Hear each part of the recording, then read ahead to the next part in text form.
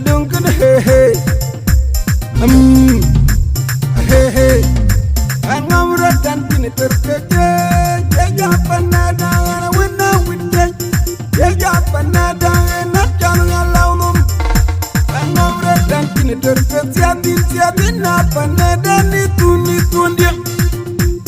Jarina Panamalanum the Tiog and Kinima Kungapi and Yandiniate Malana and Young Riser and now red and Kiniturka Jeec Apanerda and a winner win Jeec Apanerda and not young over and Jalap dude, Japat dude, me the Boon dude, Jab dude, Siatin Karum Jeec watching my yating. That you don't gonna hey hey. Hey hey. I'm not red and in it. Jeec Apanerda and a winner with Jeec Apanerda and not John alone. I'm not red and in it. Police, Kutujun, Kujala, why? Could see ID. I'm not red and in it. Jeec Apanerda and a winner with Jeec Apanerda and not John alone.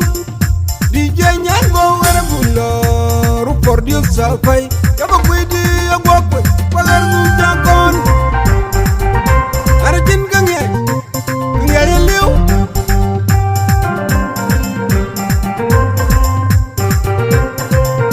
Arjun Gange, Liu.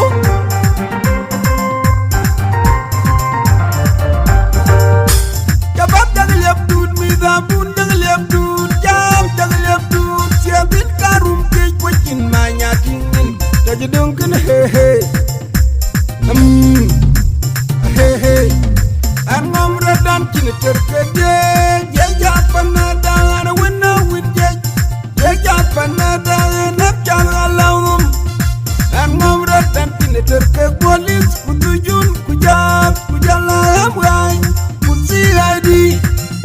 I'm red and Jeec Apanerda and a winner with Jeec Apanerda and not John alone. Jabat dude, me the Boon dude, Jab dude, Siatin Karum Jeec watching my yating.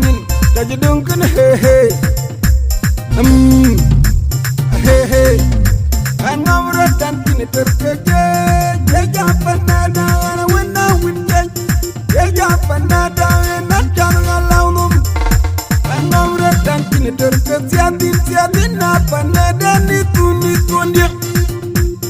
Jarina Panamalanum the Tiog and Kinima Kungapi and Yandiniate Malana and Young Riser and now red and Kiniturka Jeec Apanerda and a winner with Jeec Apanerda and not young over and Jalap dude, Japat dude, me the Boon dude, Jab dude, Siatin Karum Jeec watching my yating.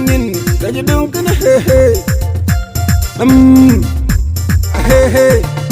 I'm not red and Kiniturka Jeec Apanerda and a winner with Jeec Apanerda and not John alone. I'm not red and Kiniturka police, Kutujun, Kujala, why? Could see ID.